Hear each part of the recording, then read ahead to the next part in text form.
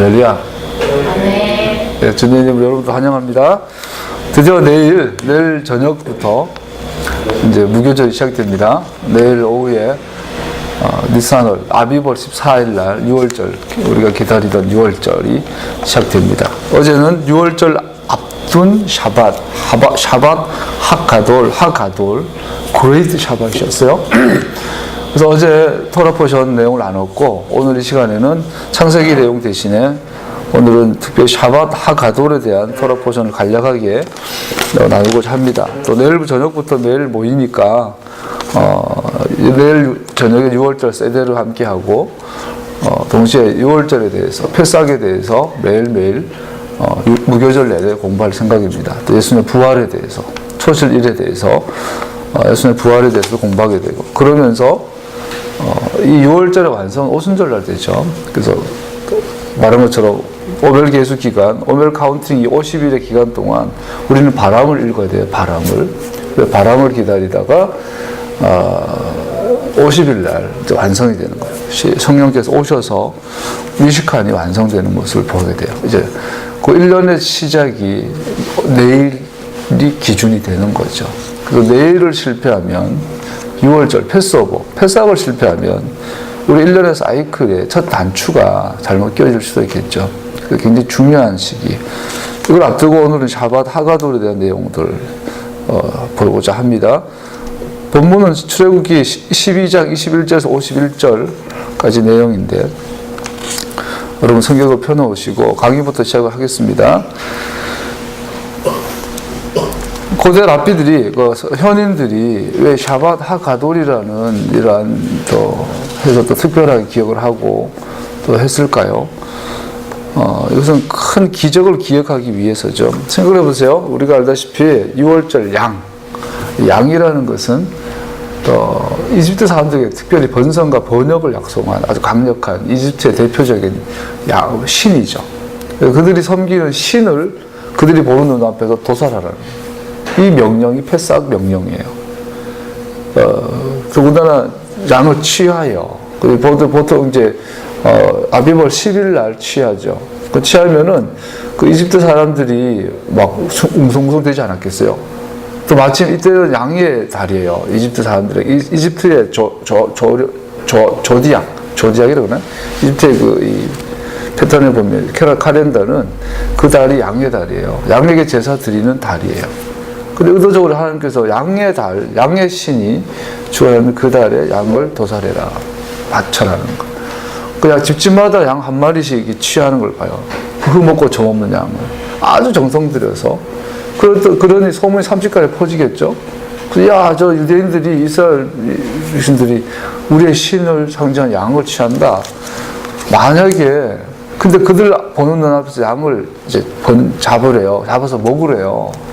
먹을 때도 그냥 먹지 말고 뼈도 꺾지 말고 뼈 꺾지 말고 이렇게 먹으래요. 그랬을 때 유대인들 입장에서는 이것을 순종하기 위해서는 목숨을 걸어야 돼요. 그죠? 마치 인도 가서 타지마할 그 묘지 앞에서 인도인들이 막 순례하고 있는 앞에서 소고기 구워 먹는다 생각을 해봐요. 상상도 못할 일이죠. 일본의 그 신사를 가서 불태운다고 생각해봐요. 상상할 수 없는 일이죠. 그런데 그 사이에 어떤 일이 일어나죠? 패스오버가 일어나요. 그래서 죽음의 신이 임해서 이집트 장자를 다 죽여요. 그 시간에 이스라엘 백성들은 양을 먹어요. 자, 이집트의 그거를 보호해주는 양을 이스라엘은 죽여가지고 먹고 있는데, 이집트의 하나님의 신은 이집트의 장자도 죽여요. 이것은 고대 현인들은 그레이트 미라클이라고 그러는데요. 아주 놀라운 기적이 돼요. 능력이라는 거죠. 이거를 기억하면서 샤밧 하가돌을 기억하나 봐요. 그래서 우리는 이날 6월절에 큰 의의에 대해서 이 시간에 간략하게 살펴보려고 합니다.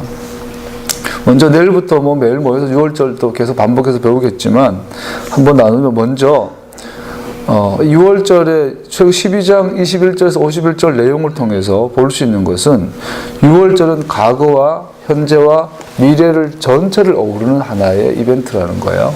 오늘 우리가 6월절 왜 지켜야 되나요? 과거의 사건인데 왜 오늘날 우리가 지켜야 하는지요? 이건 상징적인 의미인가요? 그 단순히 기억하기 위해서? 뭐 단지 전통이니까 해야 되나요? 또 하나는 할례받지 않은 사람들은, 특히 외국인들은 6월절 이 세대리에 참석하지 못한다. 특별히 할례받지 않은 사람들은 양고기를 먹을 수 없다. 이렇게 되어 있어요. 예수님 시대에 유대인들, 할례받지 않은 유대인들도 많았대요. 워낙 예수님 시대의 유대 사회가 헬라화되어 심지어 제사장의 자녀들조차도 할례받지 않고 막 이렇게 방탕한 사람들이 꽤 많았대요. 심지어 막 헬라의 그 목욕 문화가 유대인이 들어와가지고 유대인들이 발가벗고 할례받지도 않고 발가벗고 막 운동도 하고 막 올림픽 같은 거 그런 것도 참석하고 그런 문화도 많았대요. 오늘날도 세속적 유대인들이 절대 다수잖아요. 그러니까 정말로 말씀대로 살려고 하는 유대인들도 있었지만 예수님 시대에도 헬라화된 제사장부터 일반 평민까지 많았다는 거죠. 유대인을 할지라도 할례받지 못했으면 세대리에 참석하지 못했대요. 그 세대리 참석해서 뭐 쓴다면 이런 건 먹어도 특별히 양고기는 못 먹었대요. 그래서 유대인들에게 할례받지 않는 자가 6월절 세대리에 참석을 하고 특별히 양고기를 뭐 함께 먹는다라는 것은 어마어마한 의미라는 거죠. 그럼 오늘날 여러분과 나는 할례를 받지 않았어요.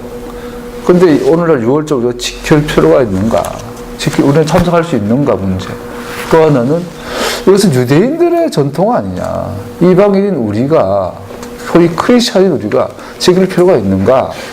이런 부분에 있어서 성경이 뭐라고 말하는지 간략하게 살펴볼 생각입니다. 자, 먼저 과거의 문제로 봤을 때 과연 이 6월절 문제는, 6월절의 이벤트는 과거에 그냥 한번 있었던, 오늘 그냥 단순하게 기억하기 위해서 하는 정도인가? 성경은 그렇게 말하고 있지 않죠. 성경은 이렇게 말하고 있어요. 과거에 6월절의 세대를, 6월절의 의식을, 이 절기를 통하여서 우리는 과거의 그 기억 속으로 나의 사건으로, 나의 엑소도스로 들어간다라는 거죠. 성경이 말하는 6월절은 조상들의 행사가 아니라 나의 엑소도스고 나의 자유를 구한, 나의 구속의 이야기다라고 말하고 있는 것을 볼 수 있어요. 할렐루야. 뭐 자세한 것은 살펴보겠지만 이것을 여러분과 내가 깨달아야죠. 예수와께서 6월절에서 예수님께서, 하나님께서 하나님의 백성들을 죄의 노예에서, 이집트의 노예에서 구출하신 사건. 그래서 그들 시내산에 데려와서 지금 여기에 선 너희들과 여기 함께하고 있지 않는 앞으로 올 많은 자녀들을 향하여 내가 너희들 이런 언약을 맺는다라고 분명히 말하고 있죠. 그래서 우리가 예수님을 믿는 순간에 우리는 시내산으로 대표되는 하나님과 이스라엘의 계약의 멤버로 우리는 들어가게 됩니다. 예수를 믿는다는 것은 시내산 계약 멤버십을 얻는 것을 말하는 거예요. 그걸 얻는 것이 오직 은혜라는 거죠. 나의 노력이나 입회비를 많이 냈기 때문에 그 멤버가 되는 것이 아니라 예수님께서 나를 향하여 돌아가 주신, 대신 고난당해 주신 그 은혜를 인하여, 그러니까 하나님의 은혜로, 오직 믿음으로 하나님의 계약의 멤버가 된다는 거죠. 두 번째로 2월절이 우리에게 갖는 의의 중에 하나는 이것은 궁극적인 구속에 대한 이야기를 담고 있다. 이건 미래적 사건이죠. 즉 우리가 우리가 어제 토라 보셔서 배운 것처럼 출애굽기 39장 40장에서 제일 많이 18번이나 반복되어진 것이 하나님께서 모세에게 말씀하신 그대로 되었더라. 그러니까 모세가 하늘에서 받는 게 그대로 땅에서 아싸한 거예요. 나타난 거예요. 그 하늘과 땅이 미슈칸 성막 안에서 하나가 되는 거예요. 하늘과 땅이 모세가 지은 성막을 통하여 하늘이 이 땅에 내려온 거예요. 땅이 하늘이고 하늘이 땅이 된 거예요. 이 일은 전무후무한 사건이에요. 이 일은 일일이 없어서 아직은 완성이 안 된 이야기죠.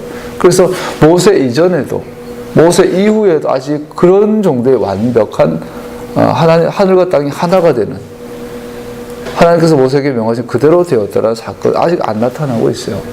그래서 모세가 이렇게 유언하죠. 나 같은 선지자, 모세와 같은 선지자 하나가 나타날 건데 그가 오면 너희는 그의 말을 들어라 하죠. 그래서 모세와 같은 선지자가 뭐예요? 하늘과 땅을 연합시키는 선지자, 예수아를 말하죠. 주님께서 2000년 전에 오셨어요.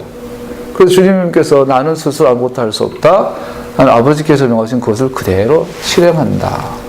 죽기까지 순종하고 복종하였어요. 모세가 말한 그대로의 선지자예요. 하나님께서 모세에게 말한 그대로 되었더라.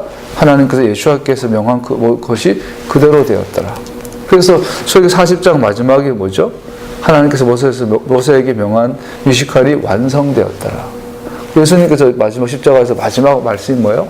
다 이루었다. 할렐루야. 모세와 같은 선지자였어요. 그럼에도 불구하고 아직 세상에는 마귀가 살아있어요. 죄가 있어요. 여러분과 내가 양심에 화인 맞은 현상이 여전히 나타나요. 예수님 믿고 성령 받고 말씀 읽고 은혜 받아 울고 죄 짓고 나서 회개하고 그러면서 동시에 또 죄를 지어요. 우리가 하나님께서 분명히 완성하셨음에도 불구하고 아직은 완성이 완성되지 않았어요. 그 완성이 아직 완성되지 않은 거예요. 우리는 완성과 완성 사이를 살아가고 있는 이때 초림과 재림의 사이를 살아가고 있는 이 마지막 때 종말의 시대를 살고 있는 것을 보게 돼요. 그래서 이 6월절이 우리가 의미하는 것은 동시에 과거에 이런 사건 가운데 내가 들어가요. 동시에 이 6월절이 하나의 손가락이라면 6월절이 가리키는 달이 있어요. 목적은 바로 모세와 같은 선지자 예수와께서 이 땅에 오셔서 완성하실 그 나라, 그 베이트, 그 집이죠. 그 집을 완성하기 위해서 가르치고 있는 가리키는 손가락이 6월절이라고 볼 수 있어요. 그래서 6월절 우리에게 주시는 말씀은 궁극적인, 최종적인 구속. 우리가 구속받았지만 여전히 죄의 노예는 아니지만 죄의 영향을 받고 아파하고 상처 주고 상처받고 괜히 밉고 그죠? 이런 사람들이 많아요. 그러나 우리가 이런 것들을 완성을 향해 달려가고 있는 6월절을 통해서 미래에 있을 재림 예수 왕의 귀환을 통해서 완성되어질 구속을 우리 미리 바라보는 거예요. 할렐루야. 6월절 통해서 기억하는 거예요.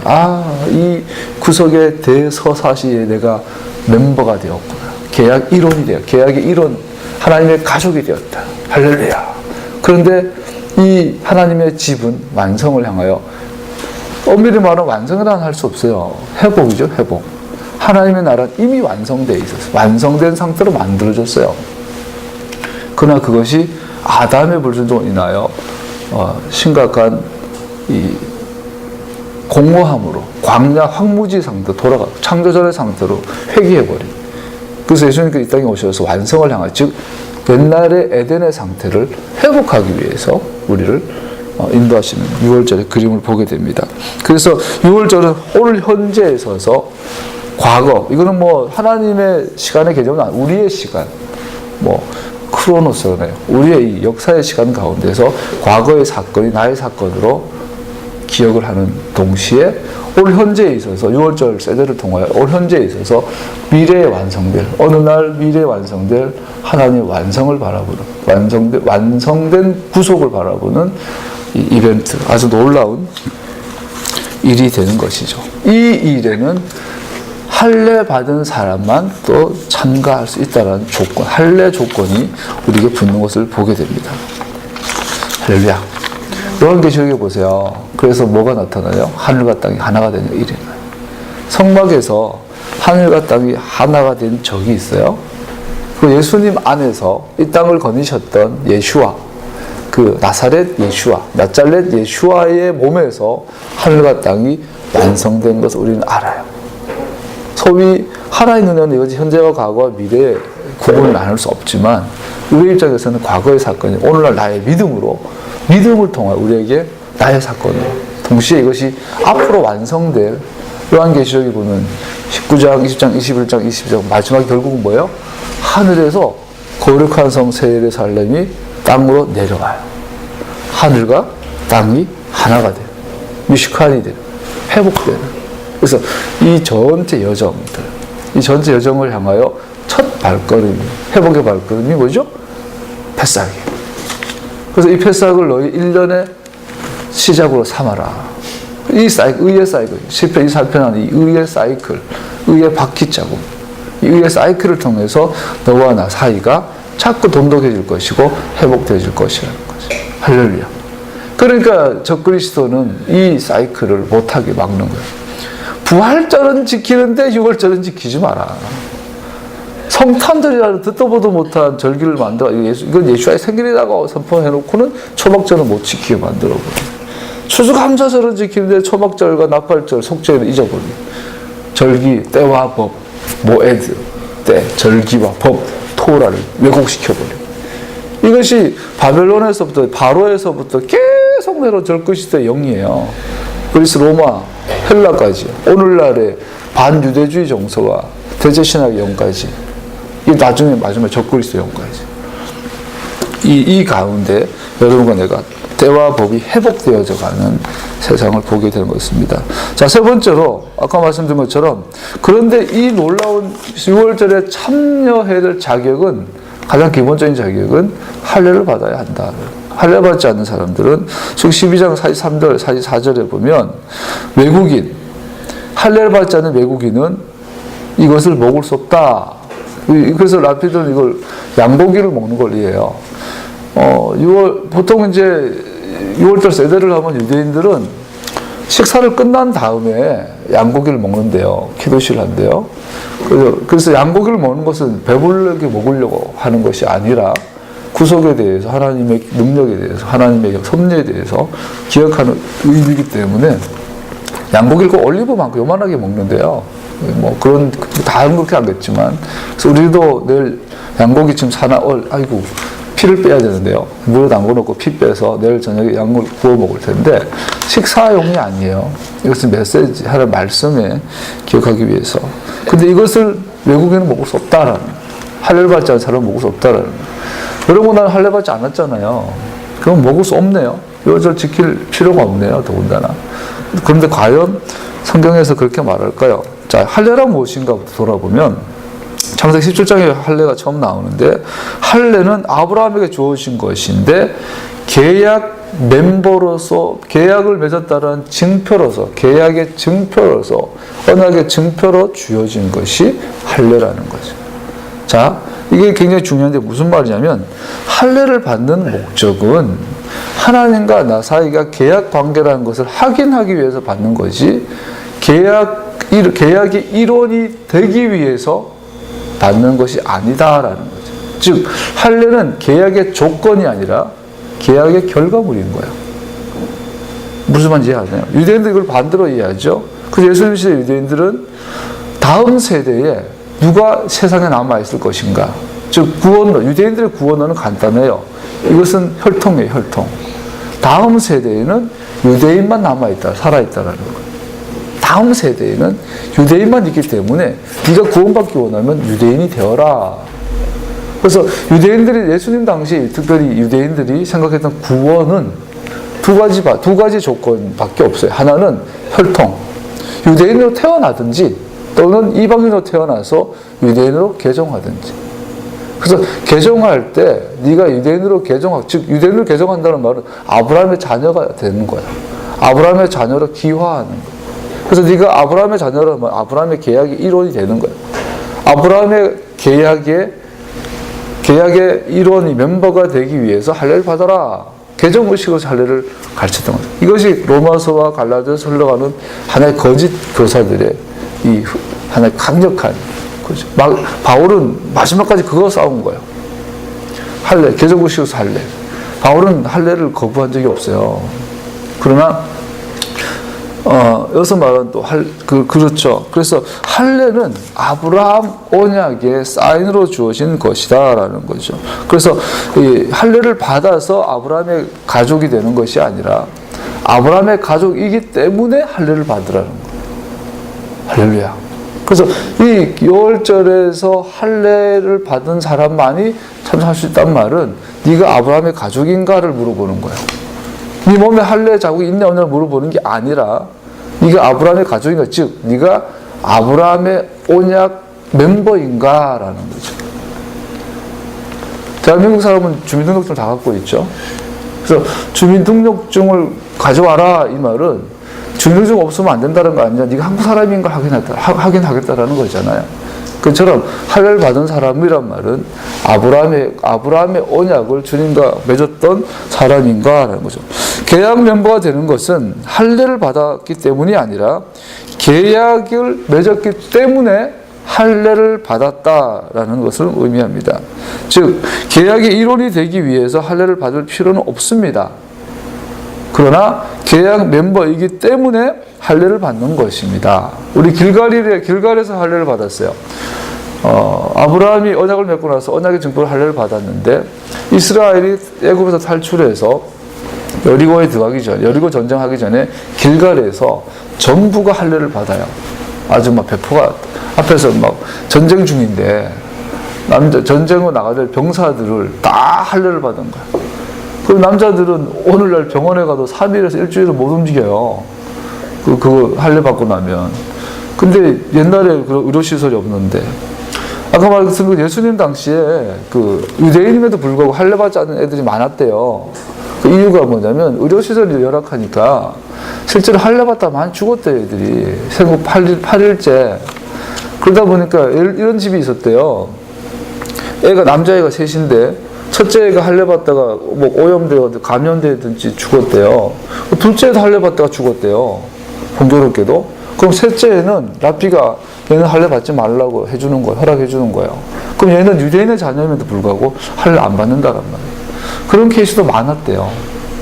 그러니까 길갈에서 이 모든 남자가 여리고 전투를 앞두고 할례를 받는다는 말은 이거는 아주 그냥 하나님을 향한 신뢰의 표현인 거예요.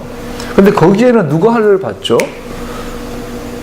모든 이스라엘, 아브라함의 혈통적 이스라엘뿐 아니라 중단 잡족들, 그들이 출애굽할 때 많은, 셀 수 없는 많은 이방인들이, 외국인들이 함께 탈출했잖아요. 그들이 할례를 받았어요. 그러니까 이 할례라는 것은 유대인이냐 이방인이냐 중요하지 않고 아브라함의 계약 백성인가라는 것을 보여준 것이 길갈의 할례 사건이라는 것을 볼 수 있어요. 즉 길갈의 할례 사건은 할례를 받았기 때문에 이스라엘이 아니라 이스라엘이기 때문에 할례를 받았던 것을 우리에게 보여주는 거죠. 할렐루야. 그러면 네 번째로 이 할례의 목적이 무엇인가?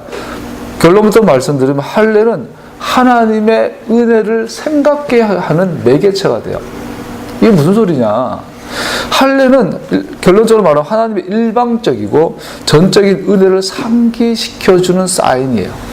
자, 아브라함과 하나님과 맺었던 그 언약의 증표가 할례인데 그 언약의 내용을 들어가 보자는 거죠. 그 언약의 형식 가운데 들어가 봐요. 어땠어요? 아브라함이 언약을 맺을 때 아브라함 한 건 뭐예요? 그냥 송아지를 잡아서 반으로 쪼개 놓긴 했는데 계속 잤어요. 계속 졸았어요. 그죠? 아브라함이 한 거라고는 하나도 없어요. 언약을 맺을 때. 하나님이 일방적으로 찾았어요. 아브라함아, 너랑 나를 언약 맺을래? 물어보지도 않았어요. 아브라함이 뭐 원하는지 안 원하는지 물어보지도 않아요. 아브라함의 의도에는 물어보지도 않았어요. 그냥 찾아줬어요. 내가 너를 선택했다, 일방적으로. 내가 너 언약 맺을 거다. 아브라함은 뭐 가타부타 말할 기회도 없었어요. 그리고 더군다나 하려면은 계약 맺는 생명이 걸린, 여러분 전 세계 1억짜리 전세 하나 맺을 때는 막 처음 이상이잖아요. 한 달, 두 달 전부터 막 은행 들락날락 거리고 이렇게가 계약을 도장을 찍는데 이 엄청난 생명이 죽느냐 사느냐 영원히 달린 계약의 문제를 가지고 아브라함은 잤어요. 꾸벅꾸벅 졸았어요. 또 그냥 존 것도 아니고 무서워 벌벌 떠면서 그때 하나님께서 횃불의 모양으로, 불의 모양으로 쪼갠 송아지 살을 지나가셨어요. 이거는 전적인 하나님의 일방적인 원사이드, 일방적인 계약이에요. 그 일방적인 계약, 일방적인 선택을 통해 아브라함은 뭐가 되죠?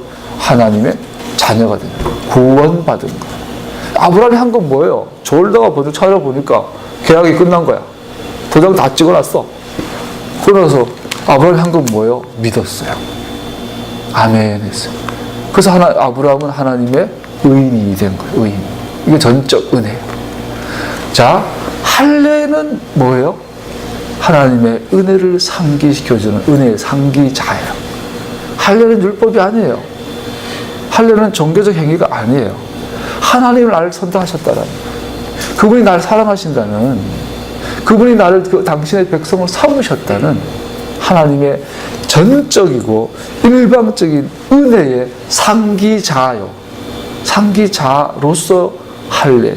할례의 목적은 하나님의 은혜를 생각하게 하는 것. 유대인들이 말한 것처럼 할례를 받아야만 아브라함의 자녀가 되는 계약의 조건이 아니라 계약 맺은 것에 대한 감사의 액션이었던 거예요. 할렐루야. 이것은 토라예요. 바울이 이 할례를 금했다? 있을 수 없는 일이 되겠죠. 자, 그러면서 출애굽 당시에 이 6월절 세대의 참석 여부를 두고 할례를 강조하는 이유는 뭘까요? 금방 나눈 것처럼 아브라함의 언약을 기억하심으로 출애굽시키셨기 때문인 것이죠. 자, 하나님께서 출애굽하게 된 원인이 뭐예요? 출애굽하게 된 원인은 보면 성경 보면 이렇게 말하고 있어요. 하나님이 그들의 탄식하는 소리를 들으시고 아브라함과 이삭과 야곱에게 세우신 언약을 기억하시고, 하나님께서 이스라엘을 구원하신 그 근거가 뭐냐면 아브라함과 맺은 언약이에요. 그 아브라함과 맺은 언약을 기억하심으로 이스라엘을 출애굽시켰어요. 그러니까 이 이스라엘은 이 300만의 이 공동체는 뭐예요? 이들에게 가장 중요한 요구는 네가 과연 아브라함과 이삭과 야곱과 세운 언약이 너의 언약인가? 라는 거예요. 이 질문인 거예요. 그런 맥락에서 6월절을 지켜라. 6월절 세대를 내가 영원토록 지켜라고 말하면서 이 6월절 세대에 할례받지 못한 사람은 참석 못한다. 이 말이에요. 할렐루야. 탈애굽한 백성들은 반드시 아브라함의 계약의 멤버여야 한다라는 뜻인 거예요. 그 할례의 조건의 목적은, 그러므로 구원은 신의 산이 아닌 아브라함의 언약에 연결되어집니다. 자, 신의 산에서 계약을 맺기 전에 신의 산에 계약 맺어야 될 출애굽 이스라엘 공동체 당사자는 아브라함의 언약에 입되어 있는 것을 볼 수 있어요. 이것은 하나님의 일방적이고 전적인 은혜를 기억하게 하며 이를 위하여 할례를 명하셨던 것을 볼 수 있습니다. 즉 할례는 하나님의 전적인 은혜의 상기자입니다. 아멘.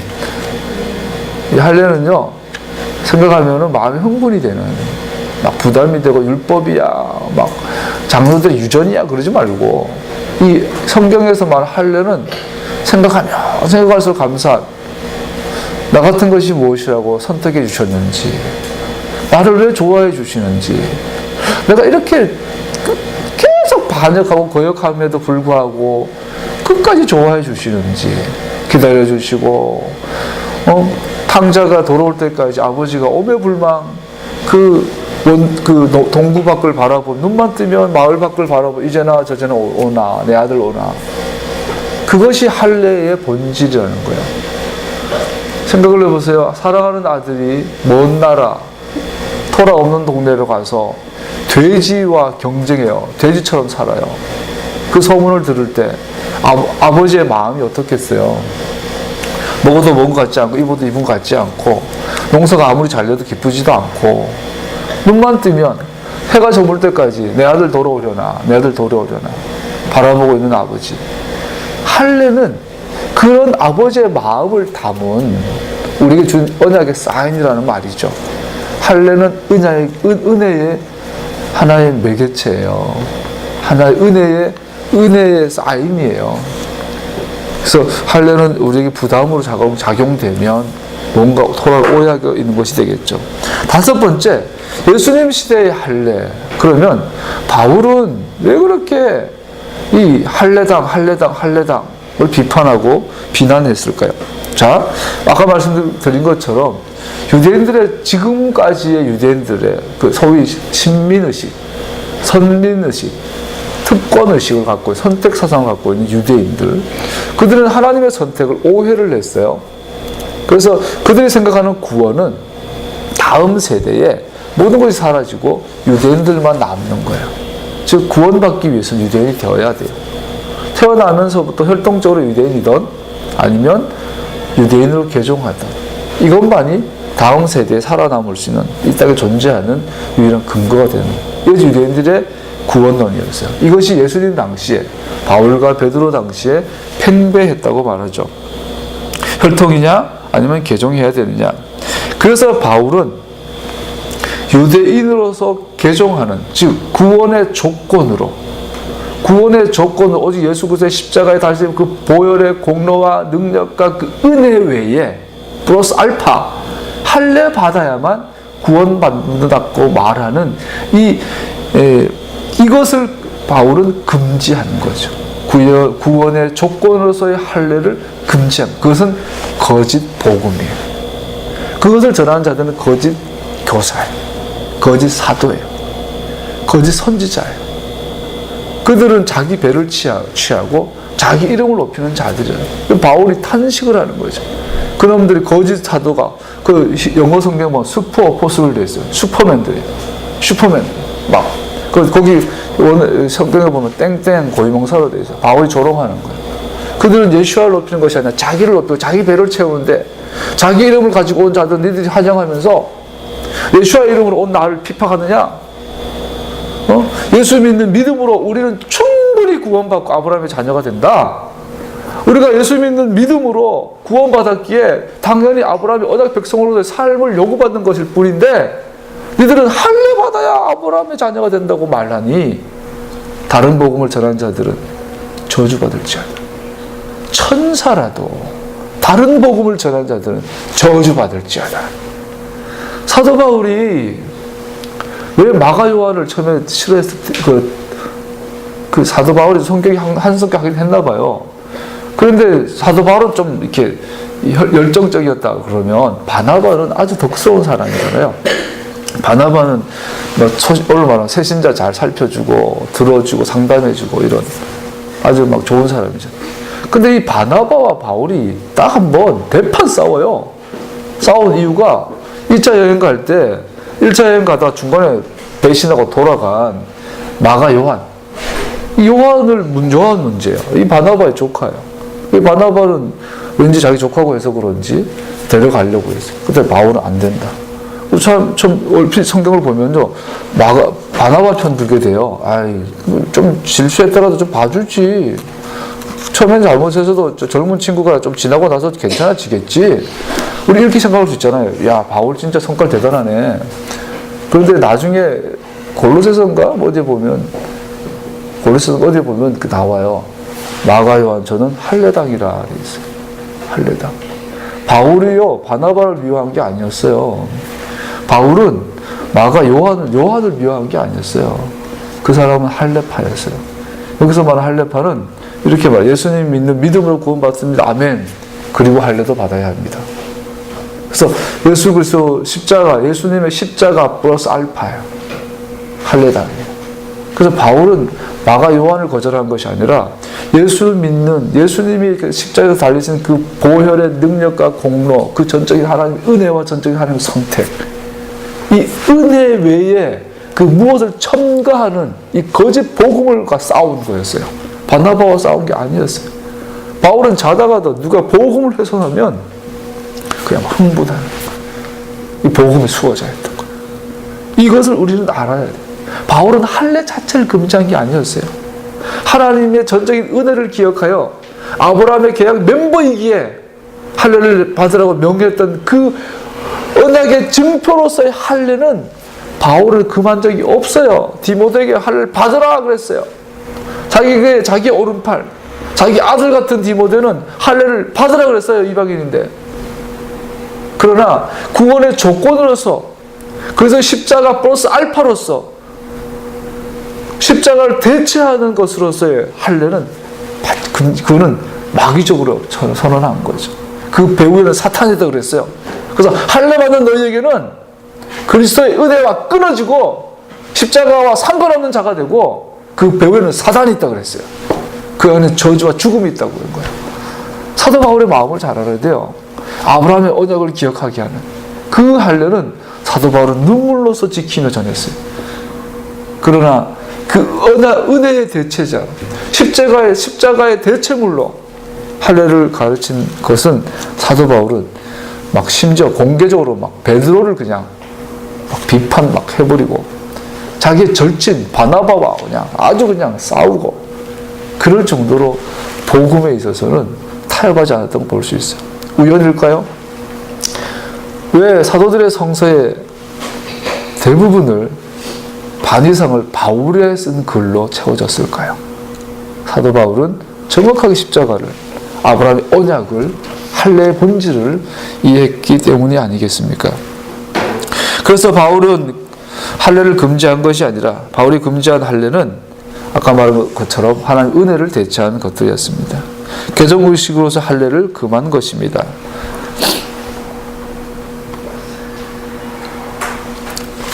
자, 그리고 여섯 번째로 순수한 믿음으로 계약 멤버의 일원으로 하나님의 가족으로 받아들여졌습니다. 즉 하나님의 가족으로, 계약의 멤버로, 아브라함의 자녀로 다 같은 말이에요. 받아들여지는 것은 순수한 믿음으로만, 오직 믿음으로만 가능했던 것을 바울은 말하고 있는 것입니다. 그래서 이들도 구속을 기뻐하는 그 절기에, 그렇기 때문에 이 하나님의 자녀가 되었다라, 즉 구원받았다는, 구속받았다라는 이 기쁨의 절기에 제외되지 않습니다. 이게 바울의 요지라는 거죠. 자, 디모데를 기억합니다. 디모데는 이방인인데 그 디모데를 향해서는 할례를 받으라고 그랬어요. 물론 어머니가 유대인이긴 하지만, 그런데 이 디모데가 바울의 명을 따라서 할례를 받게 된 이유는 언약의 지위, 언약의 신분을 얻기 위해서가 아니라 주님의 명령에 순종하기 위한 본으로서 받은 것입니다. 이해가십니까? 바울이 디모데는 할례를 받게 했어요.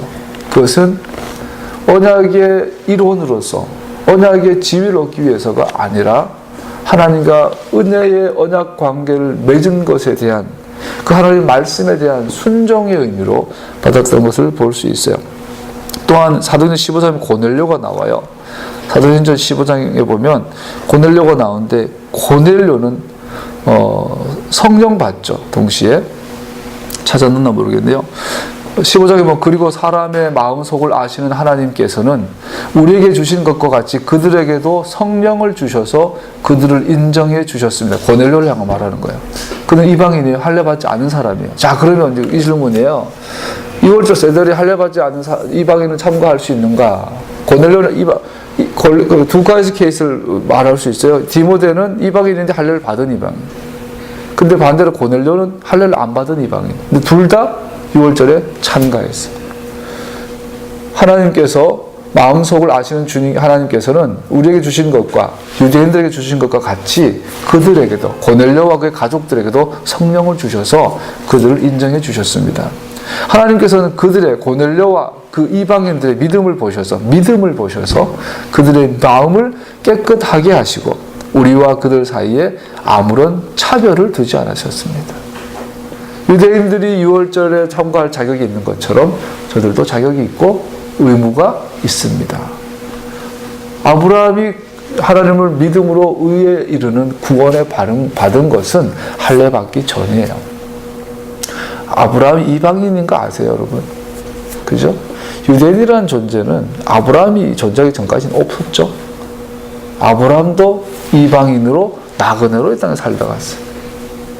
하나님은 이방인과 유대인을 조금 더 차별하지 않으시죠. 고린도전서 5장, 그래서 여러분과 나는 당연하게 6월절의 계승자입니다. 할렐루야.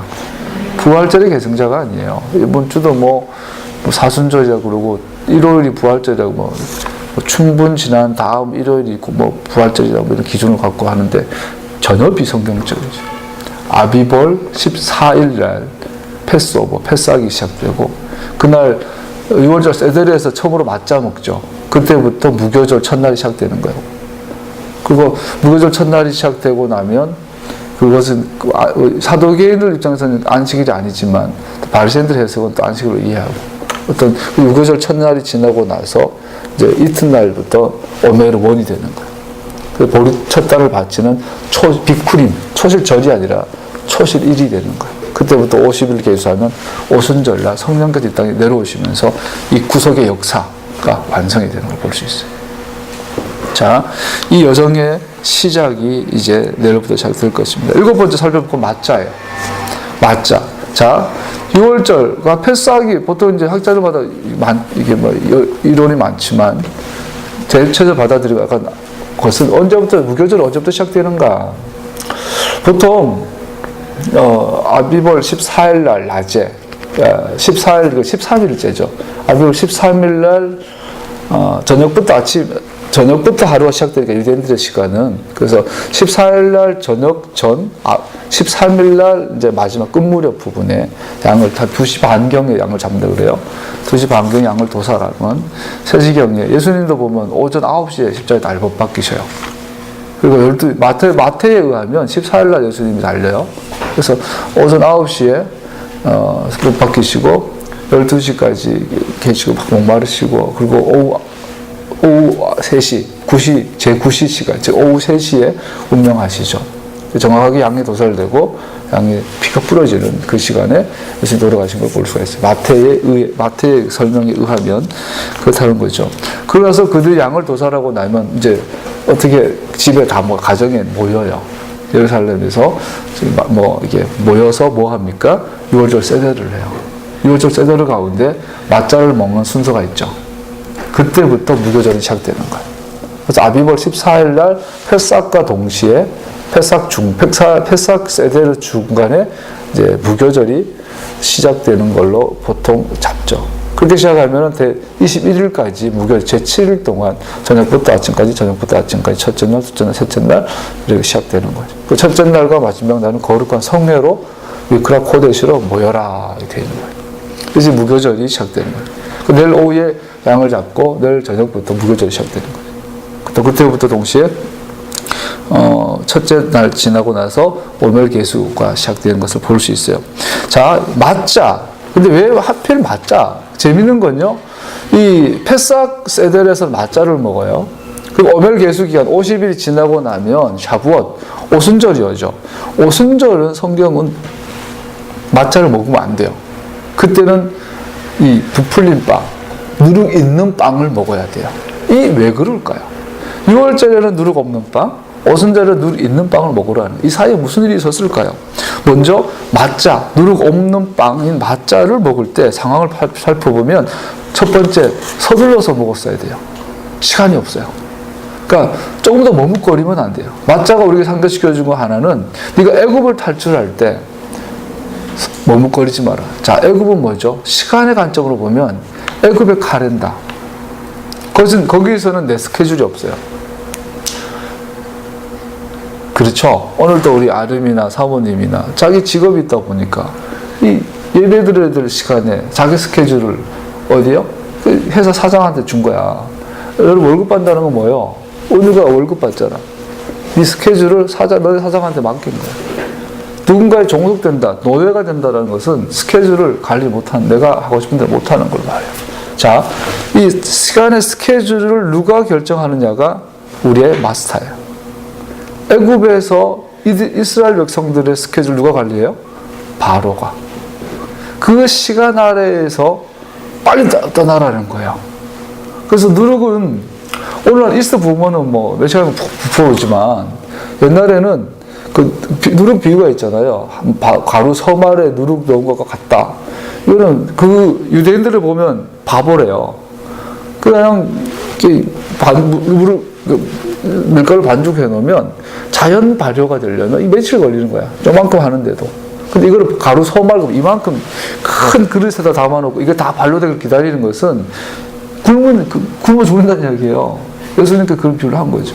이것처럼 이 반려되기를 기다리려면 오랜 시간이 걸려요. 지금 급한데 지금 막 하나님의 신이 막 죽이고 돌아다니고 있고 막 죽음의 곡소리가 들리고 이 밤에 일이 끝나야 되는데 그거 막 떠나려고 신발 신고 밥을 먹고 허리띠를 메고 출발 준비하고 요땅하고 있는데 이게 부풀 시간 기다릴 시간이 없죠. 첫 번째 맞자를 알 수 있는 서둘러야 돼요. 이런 건 내가 마귀가 다스릴 스케줄을, 내 스케줄을 관리하는 세상에서는 서둘러야 돼. 그래서 누룩이 생기도록 기다린다는 것은 떠나지 않겠다는 의미가 되는 거죠. 두 번째 맞자가 의미하는 것은 이 맞자는 철저히 하나님의 손에 의해서 됐다라는 거죠. 하나님의 능력을 이야기하는 거고, 세 번째로 이것은 순종을 요구해요. 급히 즉시 떠나야 하는 거. 예수님께서 우리를 구출하시는 거 보면 즉시라는 표현을 잘 반복하는 걸 볼 수 있어요. 그래서 우리가 우리의 삶에서 마귀의 영역에서 주인의 본질은 시간을 소유한 자죠. 근데 시간을 누가 주로 쓰나요? 어제 우리가 토라 포션에서 미시간이 완성되고 나서 두 가지 살펴봤잖아요. 미시간 하나님의 성막이 완성될 때 두 가지 요소가 작용한 거 볼 수 있는, 하나는 이스라엘 백성들이 물질을 드려서 소유를 드렸어요. 금과 은 같은 귀한 물질을 풍성하게 드렸어요. 두 번째는 시간을 드렸어요. 그래서 미시칸이라는 이 결과물은 이스라엘 백성들의 헌신과 시간의 헌신과 물질의 헌신이 만나서 완성된 것, 그대로 되어진 것이 미시칸이에요. 그런데 이것이 둘의 시간과 물질을 드리는데 자원하여 드렸다. 기쁨으로 자원하여 드렸다. 이것이 미시칸의 본질이에요. 마찬가지로 우리가 순종하여 떠남에 있어서도 이 시간의 시간에 있어서도 하나님께서 우리의 마음에 자원하는 마음으로 보는 순종하는 자세를 보게 되는 거죠. 마자는 우리에게 그런 것을 얘기하고 있다고 말합니다. 동시에 이 마자로 누룩이 없는 상태를 말하죠. 성경에서 누룩은 대부분 일반적으로 죄를 봐요. 그 죄란 뭘까요, 여러분? 죄란 단순히 나쁜 짓. 죄는 토라 레스네스라고 그러죠? 토라 없는 것이 죄예요. 그럼 토라는 뭘까요? 토라 하나님의 말씀이죠. 말씀 아닌 것이 죄죠. 즉 죄라는 것은 우리가 다른 예로 하면 첨가물. 하나님께서 만드신 원형 그대로에서 하나님께서 말씀하지 않은 것들이 첨가된 것이 누룩이죠. 이것이 죄가 되는 거예요. 그래서 이거를 제거해버리는 것을 또 의미하는 것을 볼 수 있어요. 그래서 누룩을 제거한다는 것은 얼굴과 얼굴을 마주보는, 우리가 이사 아도나의 파나벨레이카, 주님께서 거기 얼굴을 드셔서 그분의 얼굴을 우리를 향하여 드사, 주님과 내가 얼굴과 얼굴 마주바라, 두 사이에 어떤 첨가물도 어떤 가려짐도 없는 상태, 관계의 회복, 하나님과 나와의 사이에 조금의 어색함도 없는, 있는 그대로 하나님의 있는 100% 표현한다면 나의 100%가 만나는 것이 누룩을 제거한 맞자의 상태를 말하는 거겠죠. 우리가 카페를 운영하는데요, 스페셜티 시장, 어제 이제 카페 엑스포 갔더니 막 비싼 거 많더라고요. 우리도 이제 비싼 거 좀 드리려고 하는데,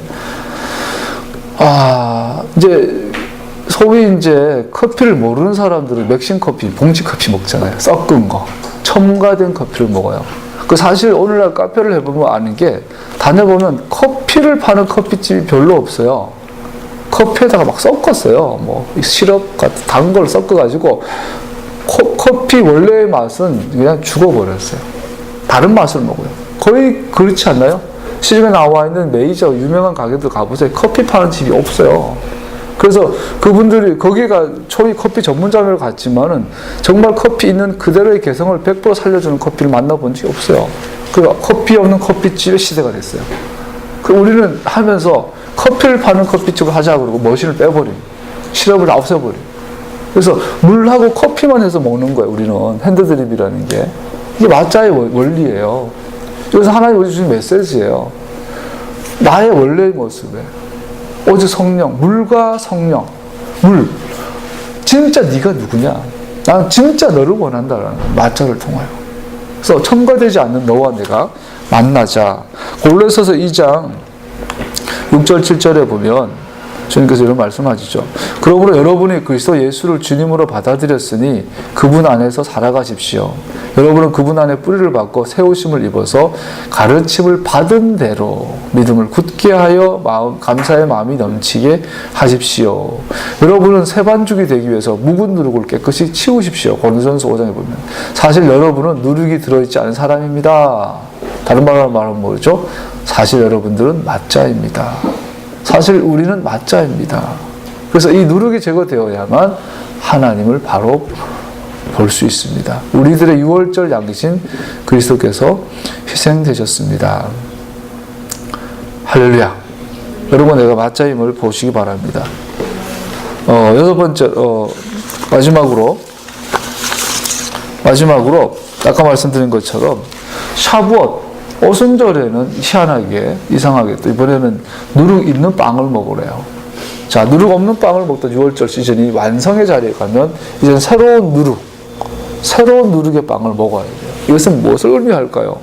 로마서 16장, 로마서 6장에 살펴보면 이런 뜻이 있어요. 그러나 하나님께 감사하는 것은 여러분이 전에는 죄의 종이었으나, 누룩의 종이었으나, 이제는 여러분은 전에 받은 교훈의 본에 마음으로부터 순종함으로써 죄에서 해방을 받아, 누룩에서 해방을 받아 의의 종이 된 것입니다.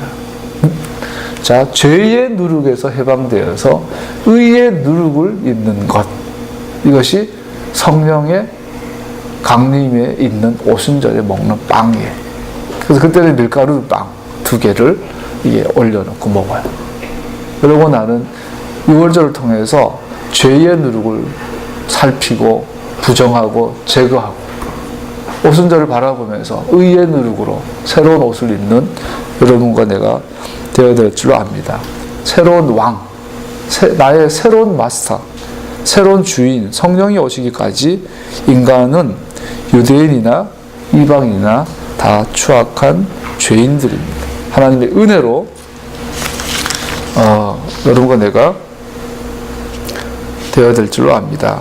할렐루야. 한 구절을 찾아놓고 잊어버렸는데요. 사도 바울이 우리에게 이런 말을 해요.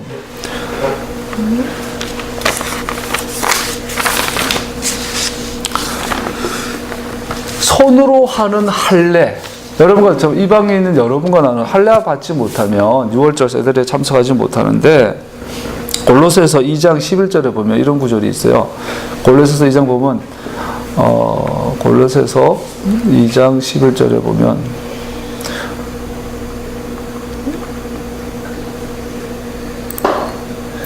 찾아서 읽어드릴게요.